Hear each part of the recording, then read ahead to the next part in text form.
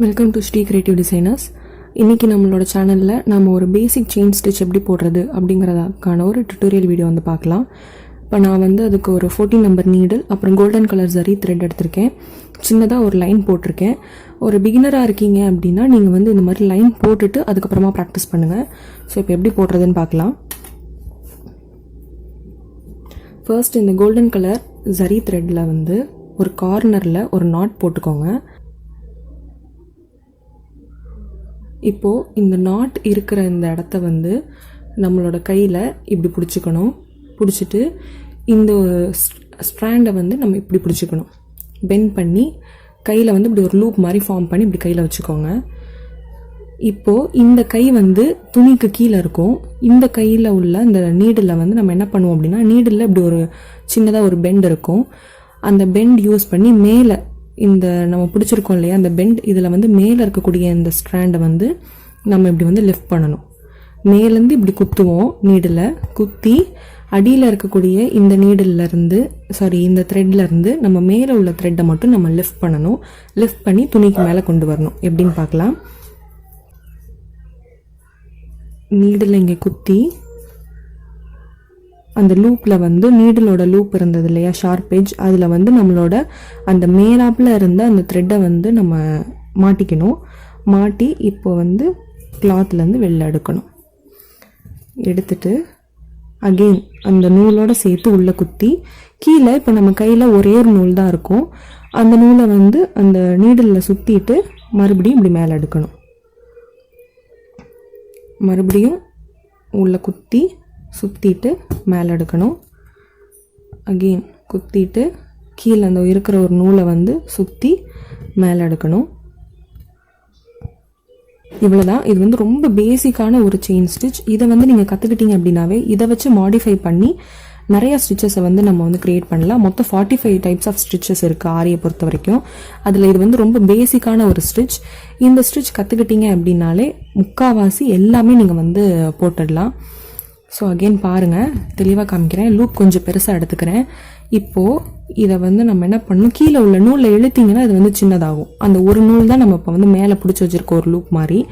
So இந்த நூலை இப்படி உள்ளே குத்திட்டு கீழே உங்கள் கையில் இருக்கக்கூடிய அந்த ஒரு நூலை வந்து நீடிலில் சுற்றுங்க.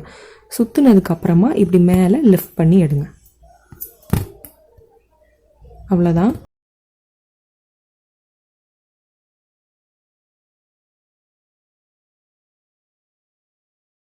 என் நாட் வந்து நான் இப்போ சொல்லி தந்துடலாம். பட் அது வந்து கொஞ்சம் டீட்டெயில்டு வீடியோவாக இருந்தால் உங்களுக்கு நல்லாயிருக்கும்.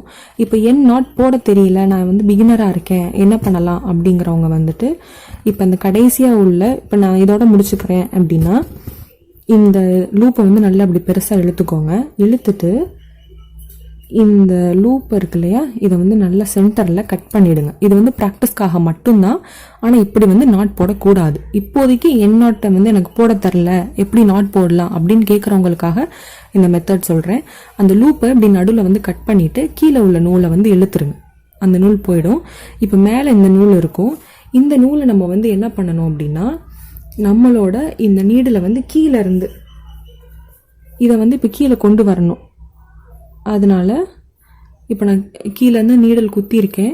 குத்தி எடுத்து இந்த த்ரெட்டை வந்து அந்த நீடலில் எப்படி நம்ம கீழே சுற்றினோமோ அதே மாதிரியே சுற்றி கீழே இழுத்துருங்க. அவ்வளோதான். இந்த த்ரெட் வந்து கீழே போயிடும். கீழே போகணுன்னா நீங்கள் உங்களுக்கு எப்படி வேணுமோ நீங்கள் அந்த மாதிரி நாட் போட்டு இதை வந்து செக்யூர் பண்ணிக்கலாம். பட் இது வந்து ப்ராக்டிஸ் டயத்துக்காக மட்டும்தான் இந்த நாட். மற்றபடி இதை வந்து நீங்கள் ப்ளவுஸ் டிசைன் பண்ண ஆரம்பித்ததுக்கப்புறமும் இதே நாட்டை வந்து நீங்கள் கண்டினியூ பண்ணக்கூடாது. சில்க் த்ரெட்டில் எப்படி போடுறதுன்னு பார்க்கலாம். சில்க் த்ரெட்டை பொறுத்த வரைக்கும் சிங்கிள் த்ரெட்டாக வச்சு நம்ம போட்டோம் அப்படின்னா அது ரொம்ப ஈஸியாக கட் ஆகும் த்ரெட்டு. அதனால எப்போதுமே டபுள் ஸ்ட்ராண்ட் வச்சு நீங்கள் போட்டிங்கன்னா அது பார்க்குறதுக்கும் நல்லாயிருக்கும், நல்ல திக்காக தெரியும். லைன் வந்து நான் 2-3 லைன் போட்டிருக்கிற மாதிரி நல்லா திக்காக தெரியும் ஒரு லைன் போட்டாலே. ஸோ இப்போ வந்து நான் குத்தி நூலை வந்து வெளியில் எடுத்துட்டேன். நூல் வெளியில் எடுத்துட்டு இப்போ எப்படி நம்ம வந்து நம்மளோட ஜரியில் வந்து நம்ம ஸ்டிச் பண்ணமோ அதே மாதிரி இப்போ இதிலேயே ஸ்டிச் பண்ண தரணும். அவ்வளோதான். இதுலேயுமே வந்து நீங்கள் நாட் அது மாதிரி போடலாமா அப்படின்னு கேட்டிங்கன்னா தாராளமாக நீங்கள் போடலாம். ஆனால் அது வந்து ப்ராக்டிஸ் செஷனுக்காக மட்டும் வச்சுக்கோங்க அந்த நாட்டு. மற்றபடி நீங்கள் வந்து நாட் அந்த மாதிரி போடக்கூடாது. நான் என் நாட்டுக்காக நான் நெக்ஸ்ட் வீடியோ வந்து நான் உங்களுக்கு அப்லோட் பண்ணுறேன் எப்படி என் நாட் போடணும். இந்த வீடியோ பற்றின உங்கள் டவுட்ஸை கீழே கமெண்ட் செக்ஷனில் கமெண்ட் பண்ணுங்கள். தேங்க்ஸ் ஃபார் வாட்சிங்.